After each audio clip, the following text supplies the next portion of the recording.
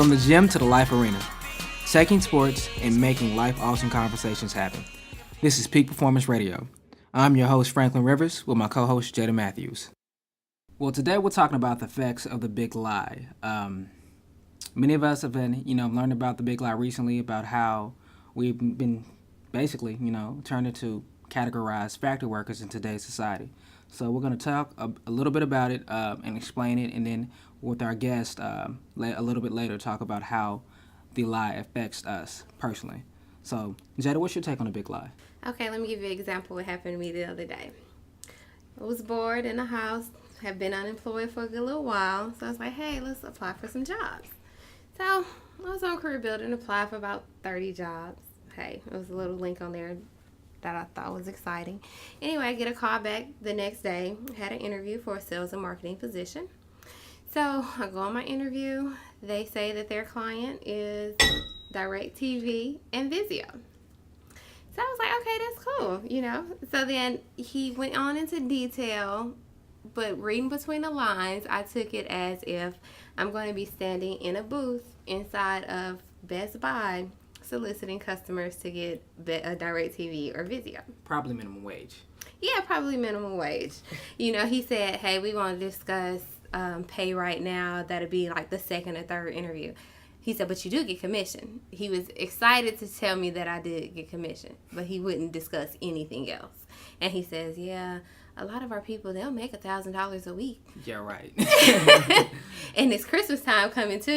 People want DirecTV and they want Vizio. I'm like, yeah, okay. So, he told me come. He said, I like you. I said, well, thank you.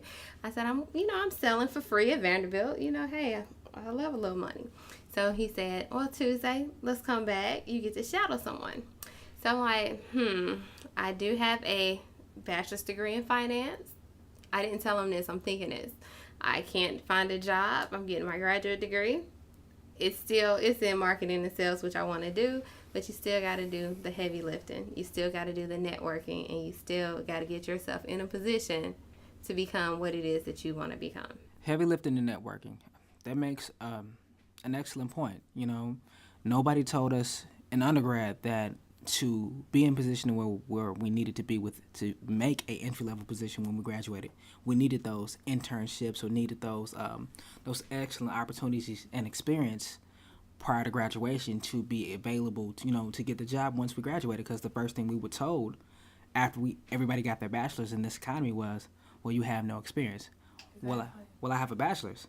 Well, no, but you still don't have any experience. You have the education, but not the experience to do the job that we require you to have. Mm-hmm. So we have millions of workers who want a job, want to work, but yet they're, unemployed now, or just, or just result to just doing regular menial work because they don't have the experience to do the work that they went to school for that's exactly in their field. I definitely agree with that because my experiences with working for Ford has limited me in the financial sector. When I would apply for jobs, they would say that I didn't have experience, but I would get quickly called back for a call center job. Like that's not what I want to do for the rest of my life, is work in a call center. At one point, I did want to work within the financial sector, but it was always, you don't have the experience, you don't have this, and you don't have that, which you can look at it and you can get a description of the job, and I'm like, I'm more than capable of doing this job. It's not, out of my scope, but I don't have the technical experience to get it done, so I get overlooked. Overlooked and washed out. That's the story of the society. So as we go to our first commercial break, we'll get to hear from our first sponsor, which is Old Spice Body Wash. Hello, ladies. Look at your man. Now back to me. Now back at your man. Now back to me. Sadly, he isn't me. But if he stopped using lady-scented body wash and switched to Old Spice, he could smell like he's me. Look down. Back up. Where are you? You're on a boat with the man your man could smell like. What's in your hand? Back at me. I have it. It's an oyster with 2 tickets to that thing you love. Look again. The tickets are now diamond. Anything is possible when your man smells like Old Spice and not a lady. I'm on a horse.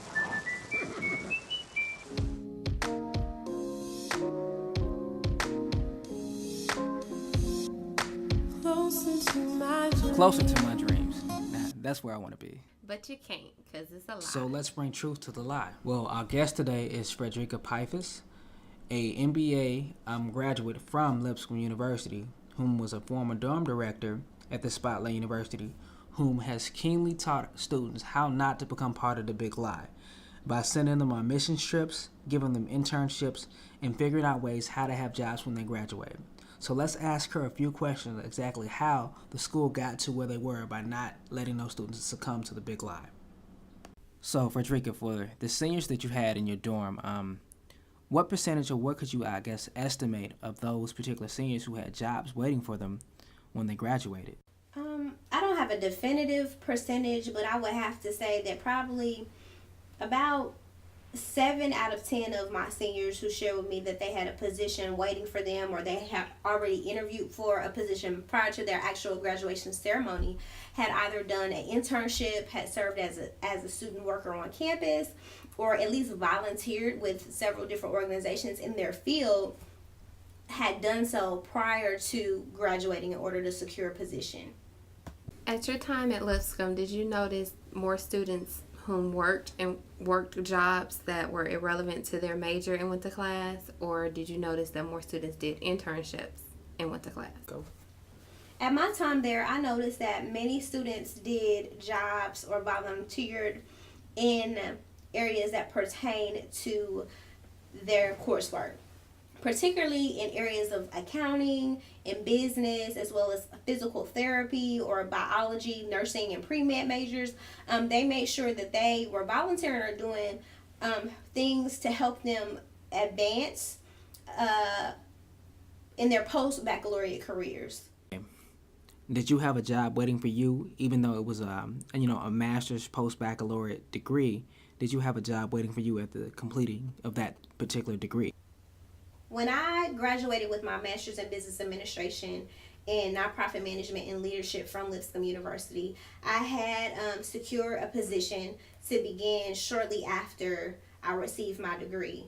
But I can definitely say that came as a result of me looking for a job for probably a six-month period prior to receiving my degree, as well as the experience that I received as a dorm director while at Lipscomb, being a resident assistant while attending Tennessee State University, as well as my various volunteering experiences that I had throughout both my undergraduate and graduate matriculation. Well, Frederica, I'd like to thank you for your time and answering our questions on our Big Lie segment. Feel free to come by anytime and give us your expertise any other given time in your future. Thank you. Thank you so much. Thanks for having me. After all that talk, it kind of makes you want to have, some life insurance for your career. Yeah, it's hard out here. So let's get to our next sponsor, which is Geico, where they can save you 15% in 15 minutes or less. Could switching to Geico really save you 15% or more on car insurance? Did the little piggy cry wee, wee, wee all the way home?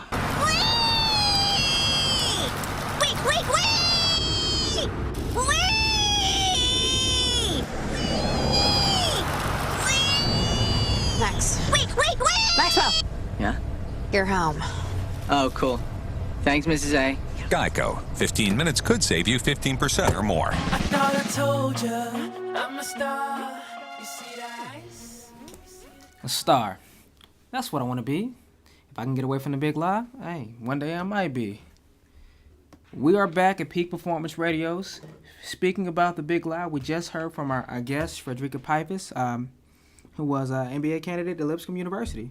We got some insight on those questions that she gave us in responses to how the big lie actually affected us as college students. Now, in closing, we got to remember, the big lie is something that's still alive and present, but we have to do the hard work and heavy lifting to make the big lie not a part of our financial future, those things that are driving our economic engine, and making sure that we have the greatest possibility of success to move forward to better and bigger lives. And also for the sake of our children, since we know that the lie exists, we can teach them about the lie instead of being like our parents saying, go to school, and then you'll have this successful career once you get done. Work the lie to be better, know about the lie, and change your future. Well, this is Peak Performance Radio. Until next time, appreciate it. We're taking sports from the arena to real life, making real life conversations happen, and making change today for a better tomorrow. This is Peak Performance Radio. When the fighters are all around, all the lovers are underground. No one will save